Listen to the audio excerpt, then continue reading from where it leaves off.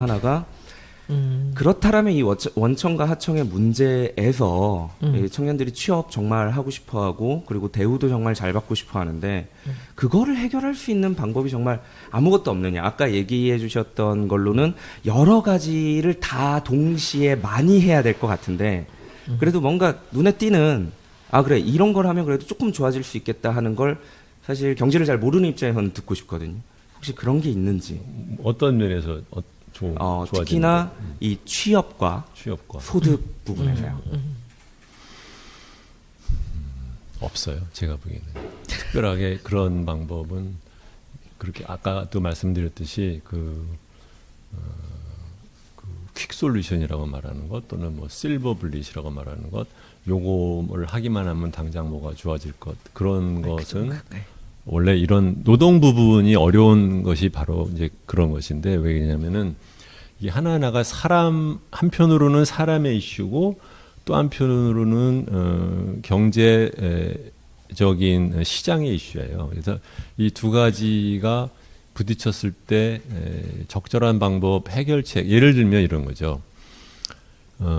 청년 실업이 높다라는 문제는 이것은 한국만에 있는 게 아니고 전 세계적으로 거의 모든 나라가 지금 갖고 있는 문제인데 그것에 대해서 사람들이 그 원인이라고 하는 것은 알고는 있어요. 뭐냐면 소위 대기업에 해당되는 것 또는 그 사람들을 치면 이제 노동시장에서의 그 노동 유연성이 떨어지는 문제 때문에 청년 실업이 애초에 기회가 안 주어지는 것 때문에 높아진다라는 것에 대해서는 거의 뭐 전 세계적으로 정책을 하는 사람들은 다 동의를 하지만 문제는 그것을 타파하기 위해서는 기존의 그 현재 노동시장 안에 들어가서 누리고 있는 사람이 무엇을 어떻게 내놓을 거냐라고 하는 것에 대한 사회적인 타협이 있어야 되는데 그걸 만들어내기는 너무 어려운 거예요. 그래서 하나의 솔루션으로 있지도 않거냐 설사 그 솔루션이 있다 하더라도 그걸 정치적으로 실행에 옮기기 위해서는 정치 리더가 엄청난 자기의 정치적인 자산을 쏟아 넣어야만 되는 것이라서 그렇게 자꾸 제가 반복해서 말씀드리지만 저는 또 정치가처럼 뭘 팔아야 되는 사람이 아니니까 제 생각대로 그냥 말씀을 드리면 간단하고 쉬운 해결책은 없다. 그렇게 생각합니다. 그런데 그 뒷 대답을 해주셔야지. 그러니까 앞부분이 그러면 복잡하고 어렵지만 그 정치가가 자기의 그 어떤 강한 에너지로 장기적으로 이거를 한다면 풀 수도 있다라는 얘기잖아요. 그렇죠. 자, 그러면 이제 원래대로 구조를 원청과 하청이라는 개념으로 놓고 보면 그럼 원청과 하청은 어디서 생기는 거냐? 근본적으로는 권력의 집중에서 생기는 거예요. 경제 권력의 집중, 국가 권력의 집중에서 생기는 거죠. 왜냐하면 예산만 하더라도 우리나라는 예산을 국회가 만들지 않고 정부가 만들어요. 그렇죠? 정부가 제출하는 거예요. 증액을 할 수도 없어요. 증액은 정부가 동의를 해줘야 되는 거예요. 감액만 할 수 있어요. 그렇죠? 한번 해보셨으니까 느끼셨잖아요. 뭐 정부한테 뭐 좀 문제를 들이대면 정부가 그러지 말고 슬쩍 뒷돈으로 당신 지역구에 뭐 예산 좀 올려줄게라는 식으로 해서 뭐 풀어가려고 하는 말이에요. 그렇지만 결국은 돈줄은 대기업의 그 재벌이 경제 권력이 한편으로는 갖고 있고 또 한편으로는 그 관원이라고 제가 보통 말하는 그 원청에 속하는 그 공무원과 관료와 공기업 섹터에 있는 사람들이 국가의 버짓의 한 20%에서 30%죠. 그러니까는 일반 정부만 생각하면 GDP의 20%라고 했지만 공기업 부문까지 치면 또 이것도 한 30%가 넘는 거거든요. 그러면 전체적으로 치면 그 돈을 이 사람들이 컨트롤하는 거거든요. 그것의 배분을 누구한테 어떻게 줄 거냐를 갖다 이 사람들이 갖고 있는 자기들의 협상을 통해서 배분을 하는 것이기 때문에 결국은 정치 체제가 자율화되고 분권화되는 과정에서 그 국가가 세금을 통해서 또는 공기업을 통해서 마련하는 그 자원을 어떻게 그것만이라도 좀 더 많은 사람들한테 비교적 공정하게 돌아갈 수 있게 하기 위한 그런 정치 구조, 권력 구조 체제를 만드는 것이 근본적인 해결이고 가장 어떻게 보면 빠른 해결일 수도 있다고 저는 생각을 해요. 그럼 우리가 희망으로 이해를 해도 되겠습니까? 그렇죠. 그거는요. 그거를 그러니까 국민들이 저는 이번에 촛불도 그렇게 생각하는데 국민에서 소위 말하면 이제 깨닫는 시민이 탄생하는 과정 같아요.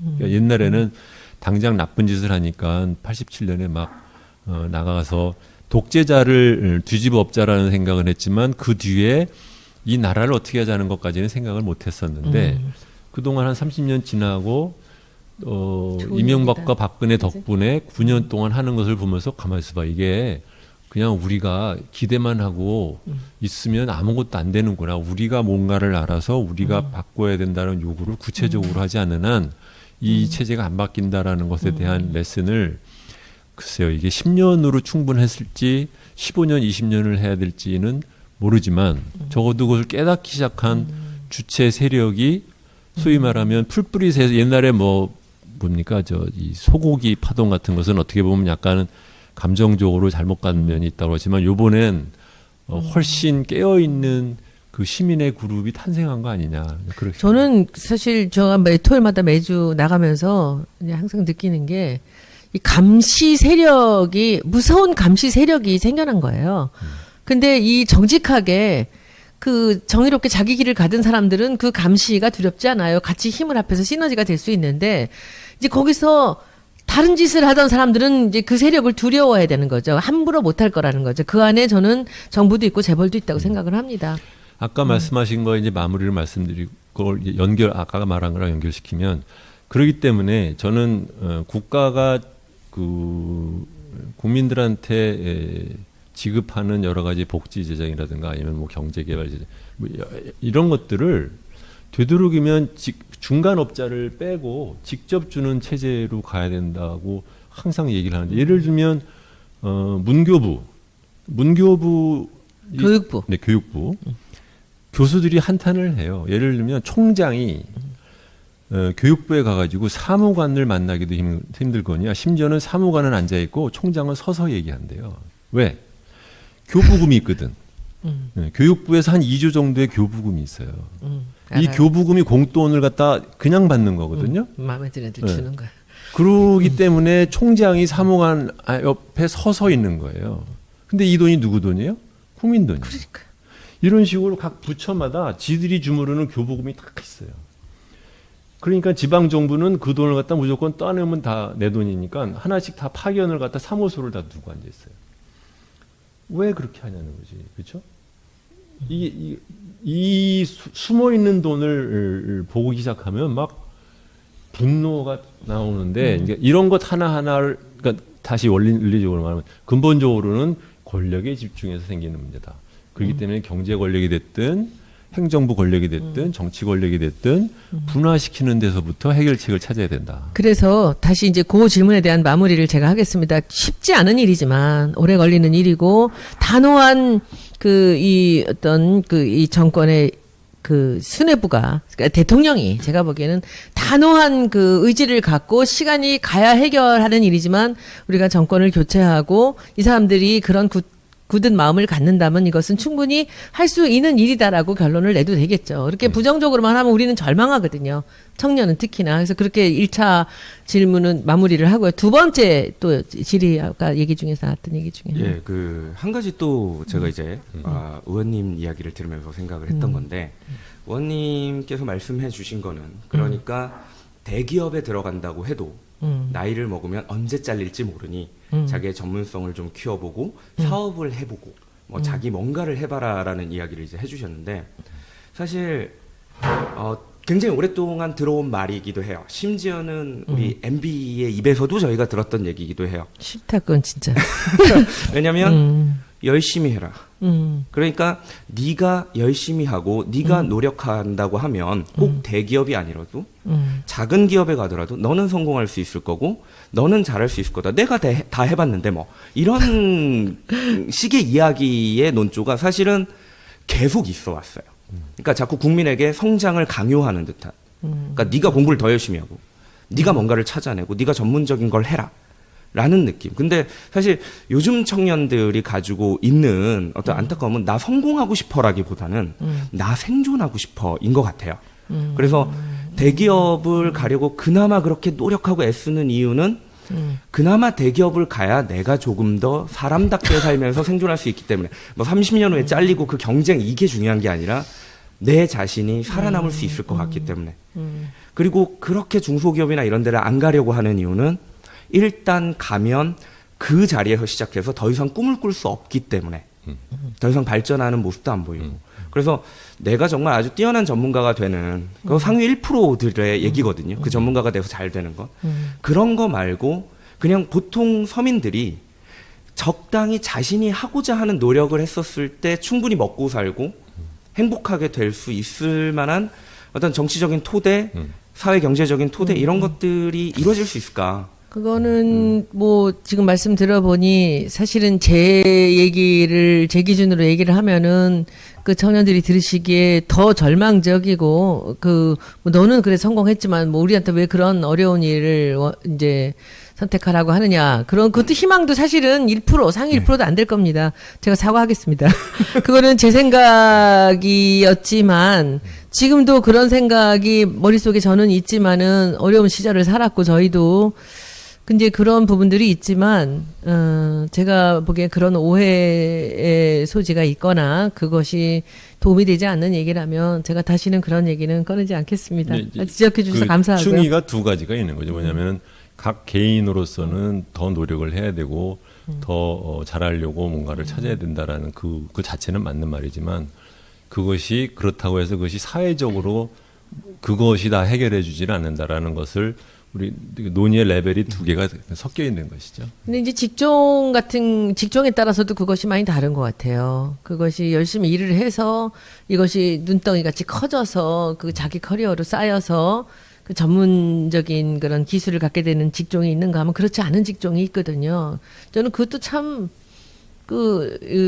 좀, 이게 평등하지는 않다라는 생각이 들어요. 그러니까 그 어느 시점까지만 되면은 기술이 평준화가 되는 그런 직업이 있잖아요. 그리고 우리 같은 이 창의적인 직업들은 자기 노력에 의해서 많은 성장을 할 수가 있거든요. 그런 기회가 있고, 물론 어려운 시절을 거치면서. 그래서 뭐 직업별로 다 똑같은 성장을 해야 되고 똑같은 월급을 받아야 되고 하는 것은 뭐 그거는 뭐 이 자유주의 국가에서 맞지 않는다고 생각은 합니다. 그러나 모든 사람들이 저같이 열심히 일해서 뭔가 성취를 하고 뭐 이렇게 한다라고도 그것도 맞지 않는 얘기예요. 네. 여기서 맞습니다. 생각난 김에 하나 말씀을 드리면 제 친구가 그 대기업 사장을 해요. 근데 그 전에 미주 법인 이제 사장을 하다가 왔는데 저한테 한번 그 얘기를, 이 친구도 사실 우리나라 그 빈부격차 커지는 것에 대해서 굉장히 걱정을 많이 하는 사람인데 일종의 답답하다. 뭐냐면 미주 법인에서 그 나이 같은 40대 중반의 같은 또래 사람한테 주는 월급보다 자기 서울에서 그 사람 우리 자기 직원들한테 주는 월급이 하루에 좀 더 높대요. 근데 미국에 사는 사람은 미국 사람은 그 월급 갖고 충분하게 안정적인 중산층 생활을 하는데 자기네 회사 부장들은 돈 없다고 그런다는 거예요. 근데 생각해보세요. 말이 좀 이상하죠. 대기업의 부장인데 돈이 없다고 그런다. 그 왜 돈이 없냐고 그러냐? 그러면은 두 가지예요. 하나는 아파트 값, 또 하나는 교육비. 애들 교육비 뭐 과외비로 막 200만 원씩 내고 이게 뭐 어떻게 살아나는 거냐? 바로 그거죠. 그러니까는 뭐냐면 대기업에 있는 사람들을 보고서 이제 당신 생산성에 비해서 너무 많은 월급을 받는다고 말을 하면 상당히 많은 사람들이 반발을 해요. 무슨 소리냐, 나도 죽겠는데. 그 사람이 말하는 나도 죽겠다는 게 내가 원하는 수준의 소비 수준과 주거 수준을 유지하는 데 나도 죽겠다라는 것이죠. 그 뜻은 무엇이냐면은 우리나라의 부동산 값이 지나치게 우리나라가 매년 만들어내는 부가가치에 비해서 높은 것. 그것이 주는 부담이 하나 있는 것이고, 그러니까 그것을 대기업에 들어있는 사람들은 그러니까 해결해 달라라고 말하다 보니까는 월급이 높아지는 것이고, 또 한편으로는 이제 그 원청에 속하기 위해서 컴피티션에다 그 경쟁에 단순하게 아이들의 창의적인 능력을 기르는 데 들어가는 교육이 아니라 순위에서 하나 더 올라가기 위한 교육에다가 돈을 그렇게 쳐바르니까 자기네들이 남는 돈이 없는 거잖아요. 마찬가지인 거예요. 그러니까 이것은 우리나라 사람들이 그러니까 젊은 사람들도 마찬가지죠. 또 다른 예를 하나 더 들어줄게요. 일본 요새 저는 소설을 많이 봐요. 왜냐하면 일본이 사회적으로 어떠한 분위기에서 돌아가느냐를 보기 위해서는 가장 좋은 것이 일본 소설을 보는데, 일본 소설에 보면은 일본도 격차 사회라는 의식이 있지만 격차 사회에서 알바를 하고 일반 기업에 그냥 대기업이 아닌데 들어간 사람들 얘기들도 이렇게 나오거든요. 그 사람들 잘 살아요. 그냥 그런 대로 살아요. 왜? 20년에 걸쳐서 부동산 값이 내려왔거든. 그러니까 특별하게 렌트에서, 그러니까는 그 월세에서 우리나라 젊은이들처럼 자기 버는 돈의 50%, 60%를 내지를 않아요. 거기서부터 큰 돈이 이제 남는 거죠. 두 번째로는 그 사람들의 그 아르바이트를 하거나 비정규직들도 그런대로 그 소비 생활을 어느 정도 유지할 수 있는 그 돈이 돼요. 그러니까 근데 그 사람들이 받는 액수가 우리나라에서 중소기업이 받는 액수보다 크게 더 높으냐? 그렇지는 않아요. 그렇지만 전체적인 경제 구조가 우선 가장 크기는 부동산 월세값에서 낮아져 있는 것 때문에 그런 대로 유지가 되는 거거든요. 그래서 지금 이 문제는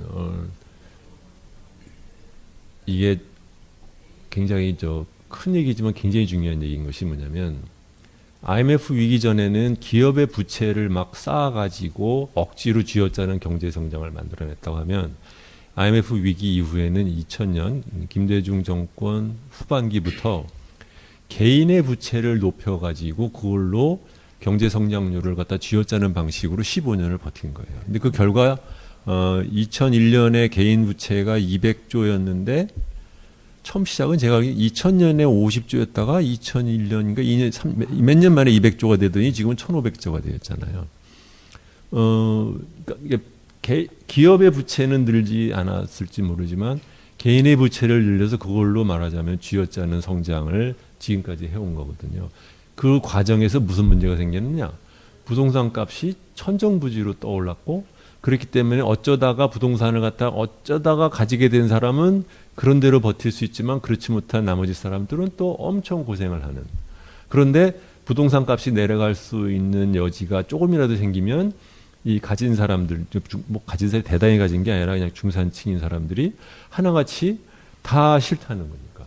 그러니까 이게 정치를 하는 사람 입장에서는 당연하게 부동산에 대한 재산세를 올리고 부동산 임대소득세를 올려야 되는데, 말하는 순간 그래도 조금이나마 있는 사람들은 하나같이 벌떼처럼 달려들 것 같으니까 알면서도 보면서도 말을 못하는 거예요. 그래서 이제 마지막 질문으로 하나. 방금 해주신 네. 말씀에 조금만 더 첨언을 하자면, 그래서 청년들이 그런 생각 되게 많이 해요. 집이 저렇게 많은데, 건물이 저렇게 많은데 왜 내 건 없지? 그러니까 정말 많은 사람들이 그 생각을 하거든요. 그렇다라고 하면 말씀해주신 것처럼 그렇게 가지고 있는 분들의 수와 가지지 못한 분들의 수를 생각해봤었을 때, 결국 정책적 지향점은 어쨌든 모두가 한 표씩 가지고 있다면 이 가지지 못한 분들을 위해서, 그래서 말씀해 주신 대로 조금 세금도 빙고 바로 거기서 이제 사실은 우리가 이 방송을 하는 포인트가 딱 나오는 건데, 뭐냐면 투표율 얘기예요. 가진 사람들, 어쨌든 간에 조금이라도 재산을 가진 사람들의 투표율이 훨씬 높고 재산을 가지지 않은 사람들의 투표율이 낮으면, 그러면 세상은 바꿀 수가 없는 거거든요. 4년 전에 문재인 후보가 나왔을 때 박빙이었던 가장 큰 이유는 그 당시에 20, 30대의 투표율이 그 전에 9년 전에 정동영 후보 때 그 투표율보다 20%인가 올라갔어요, 제 기억에. 정동영 씨는 젊은 사람들이 보기에 전혀 아닌 사람이었거든요. 그러니까 그냥 포기를 해버리고 아예 아무도 투표를 안 했지만, 문재인 씨가 왔을 때는 조금이라도 희망이 있어서 그랬는데, 요번에 이제 결국은 이거죠. 그러니까 그래서 불평만 하지 말고, 그러니까 그 돈을 가진 사람과 안 가진 사람은 다른 면에서는 싸움을 하면 잽이 안 돼요. 근데 보통 선거라는 게 무서운 멋있다, 것이, 이거. 그치? 나이가 20살 아무것도 모르는 사람과 저 같은 사람 어쨌든 똑같이 한 표야. 그렇죠? 이건 엄청난 의미를 갖는 거예요. 그렇죠? 돈을 가지고 있는 사람이나 돈을 가지지 않은 사람이나 똑같이 한 표야. 이게 4년, 5년에 한 번 돌아와. 그런데 그것을 갖다 휙 날리고 난다면 우리는 미래가 없어. 자격 없는 거예요. 그러니까 우리가 이 방송하는 이유도 왜 20, 30대가 이 사회가 바뀌기 위해서는 우리가 무엇을 구체적으로 해야 되느냐에 대해서 얘기를 통해서 근본적으로는 투표율이 올라가서 바꾸는 방법밖에 없다. 제 말이 저는 이 정치권에 처음 들어와서 제가 느낀 게 왜 50대, 20대 투표율이 왜 50%대에 있느냐 말이죠. 그리고 왜 불만을 얘기해요. 그래서 제가 이번에 이 대선에서는 청년의 투표율을 70%까지 올려보겠다. 너네들이 살 세상을 너네들이 바꿔라. 이 얘기를 해주고 싶은 거예요. 그래서 우리가 이 공선생하고 이걸 시작하면서 처음부터 우리 컨셉은 청년들이 어떻게 이 정부에 대해서 이 나라에 희망을 갖느냐. 그것을 여러분들이 불만이 있고 앞으로 정말 희망을 갖기를 원한다면 여러분들이 판단해서 선택해라. 투표율이다. 우리를 뽑아라는 얘기가 아니에요. 당신들이 선택해라라는 거죠. 투표율이 낮은 이유는 사실은 뭐 젊은 사람들의 탓이라기보다는 젊은 사람들이 신뢰하고 믿을 만한 그런 정치 지도자가 나오지를 않았기 때문에 이제 그런 것이죠. 그래서 그래 무관심하니까요. 무관심이라는 것은 어떻게 보면 이제 기본으로 까는 거고 자기들한테 특별하게 이익이고 불이익을 따질 것이 아니라는 그런 포기가 아니었을까요? 투표를 안 하는 것은 나하고 관계없다? 그게 제가 느낀 건 그랬었어요. 이명박 대통령 때부터 갑자기 급속도로 대기업이나 이런 데서 주최하는 청년 캠프 이런 것들이 시작이 돼요. 아, 그래요? 그러면서 열정 멘토들이 막 등장을 하고 그래서 열심히 노력하면 너희들이 성공할 수 있다라는 식으로 그러니까 정치나 사회 구조의 문제를 개인한테 돌리기 시작하는 거예요. 오. 그러면서 20대들은 착각을 하게 돼요. 화려하거든요.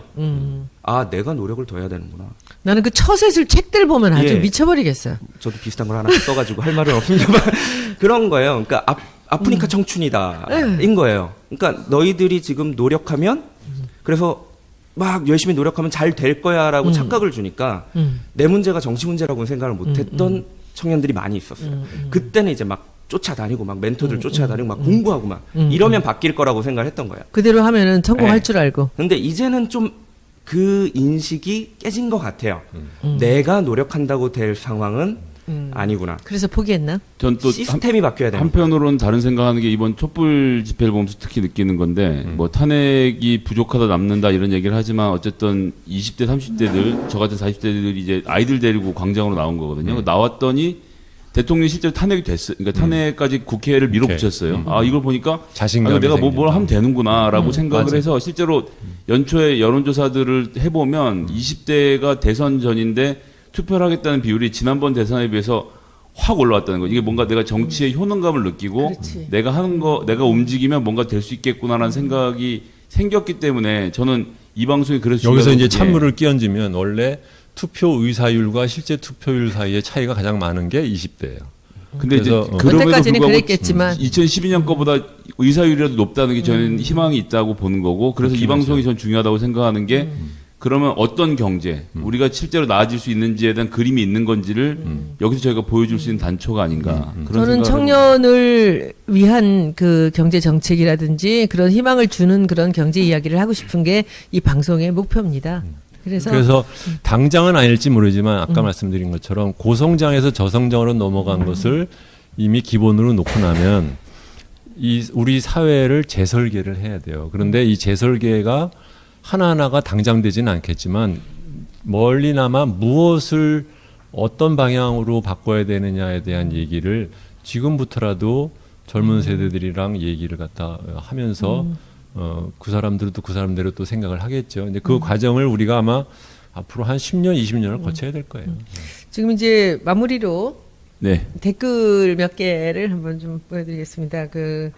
이제 심각한 마지막 질문은 제가 맨 마지막으로 돌리고요. 그러니까 이렇게 얘기를 해요. 의식주만 해결되면 그래도 좀 살만하겠는데 그렇죠. 라고 얘기를 해요. 그런 사람이 있고 그렇지만 그 밑에 또 댓글이 뭐냐면 의식주 플러스 사교육비 문제다라는 거죠. 그렇죠. 돈 벌어서 전혀 아무리 돈을 벌어도 아무리 일을 열심히 해도 그 사교육비 대기가 너무 어렵다. 그러니까 애를 낳기 문제는 어렵다는 다시 거죠. 말씀드리면 원청 하청 있는 한 바꿀 수가 없어요. 예, 그것도 원청 하청이군요. 네, 요거는 우리 그것도 다음번 원청 시간에 다음번에 하기로 하고요. 그 다음에는 이런 거죠. 사는데 불안감만 없으면 이렇게 그렇죠. 치열하게 살지 않아도 된다는 거죠. 그래서 아까 그 박 선생 말씀에서 그래 모든 인간이 치열하게 죽기 살기로 살 필요는 없는 거야. 그거는 연금과 실업보험의 문제예요. 그렇죠. 그래서 그런 부분들에 대한 얘기가 있어요. 그래서 그러면 우리가 그 연금 얘기 그리고 이제 실업보험 얘기 그리고 그다음에는 우리 아까 그 의식주에서 특히 그렇죠? 그래서 여기서 우리가 왜 결혼을 안 하는가? 그리고 왜 출산을 하지 않는가? 여기가 이제 이런 댓글에서 좀 나오거든요. 그래서 이런 댓글들이 댓글이 수천 개가 지금 달리고 있습니다. 근데 여기서 이제 마지막 질문 하나 하고 이제 마무리하겠습니다. 재벌 개혁은 정말 가능한 일입니까, 공 선생님? 이런 질문이 있었습니다. 정치적인 의지가 얼마만큼 꾸준히 유지될 수 있느냐. 첫 번째 있느냐, 얼마나 유지될 수 있느냐. 지금까지의 경험을 보면 조금 하려고 하다가 말고 김대중 정권 때는 조금 하려다가 경제를 빨리 살리고 싶어하는 정치적인 고려 때문에 중간에 푸시시 됐고 솔직히 노무현 정권은 미안한 얘기지만 한 게 사실 없고 그래서 재벌 개혁을 하기 위한 정치적인 그러한 결단력과 꾸준성이 우리나라 정치 체제에 있겠느냐 거기에 대해서는 저도 사실 자신은 못해요. 네. 그러니까 이게 대통령 한 사람의 의지로만 될 수 없나요? 그러면? 조금은 있어요. 조금은 있는데 얼마나 강하게 오래 지속되느냐라는 그렇죠. 문제라는 왜냐하면 거죠. 이제 재벌들은 보나마나 이제 경제가 나빠진다. 또 보수 언론은 또 난리를 칠 거 아니에요. 옛날에 기억하실지 모르지만 노무현 정권 때 경제를 아예 버련 대통령이라는데 그 당시에 경제 성장률이 5% 6%였어요. 그랬는데 난리를 치는데 2%일 때는 경제가 앞선 박근혜 정부를 욕하는 언론들 있나요? 별로 없잖아요. 그러니까 이런 식으로 국민들이